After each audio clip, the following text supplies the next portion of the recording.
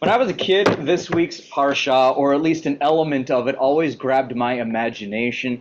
In particular, the Ner Tamid. It says right there in the Torah portion, there is this candle of light, of lamp, of whatever Ner, however you want to translate that, Tamid. I always used to hearing it translated as eternal light. And I had this idea in my imagination, wow! You mean this thing's been burning forever? They turned the switch on with that, like back in the time of Moses or whatever? That thing has been lit up forever? Wow! That's pretty cool. Of course, any of our Nerot Tamid that we have here in synagogues and the like probably were not flipped on with a light switch going all the way back to the time of Moshe. But that word, tamid, is an interesting one in the way it sits in this week's parasha and in the Zachor reading. A little bit later in the Torah portion, we have another tamid. Did anybody catch what the other tamid is? What's the thing that we call the tamid a little bit later in this parasha? Not the lamp. What's that? It was your portion too. I hate it when that happens. No, the thing that later on gets lifted up as a tamid is a kind of offering. Which then, if you ask the 8-year-old me, who is so excited about an eternal lamp, eternal flame, this eternal candle that's been burning since the time of Moshe, so what, is it like an animal that we shecht like forever? Always? Ew. What kind of shul did you go to? Didn't go to that kind of shul, I'll tell you that much. Conservative synagogue in Durham, North Carolina. No, we were not always shechting. But it's the same word of tamid. And yet, tamid doesn't get translated as eternal there, forever. It gets translated as regular, routine, with some repetition. There's some piece of turning and returning to it, but it's not like every second of every day, like the eternal flame that we have up here. And I love that contrast between the routine offering and what I guess, routine or regular candle. It doesn't sound nearly as impressive, I'll put it like that. And no, my 8 or 9-year-old self wouldn't have translated that. Eternal, the always flame. We're going to wind up in a really interesting place around always and forever. We wind up there by virtue of Shabbat Zachor. We wind up there by virtue of this piece. Remember what Amalek did to you in your journey after you left Egypt, how undeterred by fear, Amalek happened to Israel on the march when you were famished and weary and cut down all the stragglers in your midst. Therefore, when God grants you safety from all the enemies around you in the land that God is giving you as a hereditary portion, you shall blot out the memory of Amalek from under heaven. Do not forget. That wasn't even me. It says that at the end of it. Do not forget. Don't forget. You're not supposed to forget. Our Mefarshim have a field day with this. I'm in the Mikraot Gedolot. The Mefarshim are a set of medieval commentators that I'm exploring in the way that they unpack this. I shared some of the more bonkers interpretations with Rabbi Bronwyn Mullen, our cantor, earlier this morning. If you want to hear some of those, you can find me at Kiddush Lunch. But I'm not talking about the truly bonkers, far-out interpretations. We have a few really interesting ones, though. Rashi, in a way that I had not encountered before this, Rashi wants to tack the whole Amalek episode, the tribe of Amalek attacking the Israelites after they've left Egypt, and it's some evil thing, and God says, forever and ever, blot them out, destroy them. Rashi connects it with what comes immediately before it, which we did not see in this week's reading, which is about honest weights and measurements. Rashi says, you had better employ fair and honest weights and dealings and be fair and honest with people. Otherwise, this Amalek thing might happen to you. What a strange reading of it. The eternal enemy was somehow provoked by, I don't know, the gas pump shaving off fractions of a penny every time you were filling up? That's far out to me. A Barbanel, Lori's thrilled here that we have a Barbanel, an ancestor. What's your relation to a Barbanel? Descendant. Lori Barbanel, who is descended of a Barbanel, doesn't go that direction. Barbanel says, Amalek attacked for no reason at all. And that's the chief wrongdoing, and that's the reason you have to remember it, that there's no justification for it. You can't launch an unjustified, unfair assault on some random people under bad or wrong or no pretenses. Barbanel says that's what it's about. It's not about, ripping them off or some kind of business dealing. But sorry? So we are going to, believe it or not, we're actually not going in that direction today of justification of armed conflict in the year 2020. I'm trying to remember when that year started. Was it 23 or 24? 23, I think. War in Ukraine. We're not going to go in that direction today. Nachmanides takes us in another direction. And this has to do with the always. The tamid. That thing that's the eternal light, but it's only the regular or, routine offering. Nachmanides wants to link this piece with the retelling of what happened with Miriam.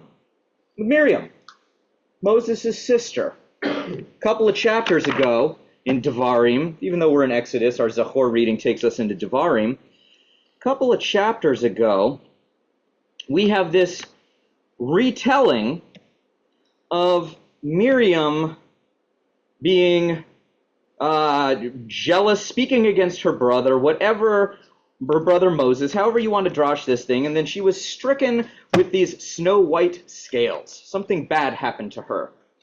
And Nachmanides says this is the same thing here when we're retelling Amalek as if we would retell Miriam. We're actually telling something that we don't want to tell. We're actually telling a story. In the case of Miriam, we're saying something unkind against a prophet, somebody who is righteous in her own right. It's bad that we retell that. We ought to not retell that, Nachmanides says. Somehow we do. Somehow we do tell this story to our children for generations. Even though we ought to conceal it in all rights, somehow we keep telling it. And no less the Amalek piece as well. We keep telling it. Even though Nachmanides says we actually probably shouldn't. It's not the kind of thing we want to glorify, that we want to bring to the forefront, that we want to make a big deal out of and celebrate or whatever. It's not a good thing. In point of fact, the Torah portion even says, blot out the memory. This is the whole contradiction in it. You're supposed to remember to forget the whole Amalek thing. There is a tension and a contradiction in the very act of memory here. But Nachmanides says there's something wrong with it to begin with, that it's doing something to us by remembering. I think that's really interesting, this idea that remembering Amalek is doing something negative to us that Nachmanides from the medieval era would just as soon have us conceal. And this gets to the importance of stories, of the stories that we tell, and how we link to them and how we relate to them. Why do we tell the Zachor piece this week of all weeks? What's the connection here? Somebody? Anybody? Haman. Thank you. Yes, boo. Haman, the Agagite. And you see them connect Agag, the king of Amalek, in the Haftarah that Hamar Osnat read for us. And if you were, paying attention, keeping score there, you see Samuel actually draw his sword and cut down Agag in real time in that parsha. And so somewhere along the lines, there is a editorial decision that this remembrance somehow ought to link us with Purim, that we ought to keep turning and returning and remembering the Amalek thing as part of Purim. And with Purim, you get a textual piece that supports it, because Haman was an Agagite, theoretically the descendant of Agag, the one who we saw shechted with extreme prejudice in the book of Samuel. But I think Nachmanides is onto something here when Nachmanides says, actually telling harmful stories and hurtful stories can be a damaging thing. Nachmanides says there actually ought to be a prohibition against harmful speech, against speaking of terrible things that cause a great many evils. Nachmanides says we in our own time get tripped up by it and tangled up by it. He's probably talking about the medieval era, but I take his point. That telling the Amalek story renders our history in a certain kind of way. Remember earlier when I was riffing on Mimitzrayim Galatanu? We were redeemed from Egypt. If you tell a story about the Israelites as a people who were redeemed from Egypt, that says something about who you are and your capacity for hope and what it is you can do in the world. If you tell your story as a people that were attacked by surprise, without justification, that takes away a great deal of agency. It sets you on edge. It turns your intentionality and your focus differently. You encounter the neighbors a little bit differently if your story is you're the people of Amalek. And this is where I want to synthesize the reading of Amalek here. Do not forget, lo tishkach, with the Ner Tamid. There are a lot of possibilities for what always means. I think in this case, Tetzaveh gives us two possibilities. We can hold that memory of Amalek. Do we hold it in every waking minute, in every waking hour, always and always upon always eternally? Nachmanides would tell you that's not a healthy thing. That's not a good thing for your sense of what it means to be a Jew in the world. In fact, if you keep internalizing that story about we are hated by everyone at all times, you can justify some terrible, terrible things in the course of it. Nachmanides says that it actually, the telling of that story constitutes itself harmful speech. But we don't elide it. We don't erase it. If we were to eradicate it from our telling entirely, how would we hold our own sense of memory? How would we hold real pain? Suppose we stopped talking about wholesale the Shoah or something like that, pretended it didn't happen. I don't believe that would be inappropriate or a Jewish telling of it. But there is a very, very important piece here, and this is where I want to land on the difference between eternal at every second and every minute and with some regularity, with some routine. It may be important to remember conflict and some of the violence of our ancestors. But if we only remember that, and we are bound by that in every minute of our waking hours, and we take that Amalek story and superimpose it onto our right now, that's going to be really limiting in terms of what kind of future we as a Jewish people can create, what kind of a hope we can ascertain or reach for. As it's said, you don't make peace with your friends, you make peace with your enemies. The Amalek model is not one in which there is peace to be had. And if we deceive ourselves into thinking that every conflict and everything and every problem that we encounter within Judaism is the Amalek in front of us, we've limited not only our capacity for imagination for making the world better, But we've limited what it is we can imagine God doing in terms of Oseh Shalom Bimbaromav Hu Ya'aseh Shalom Aleinu, the one who makes peace in the heavens and makes peace in this world right here.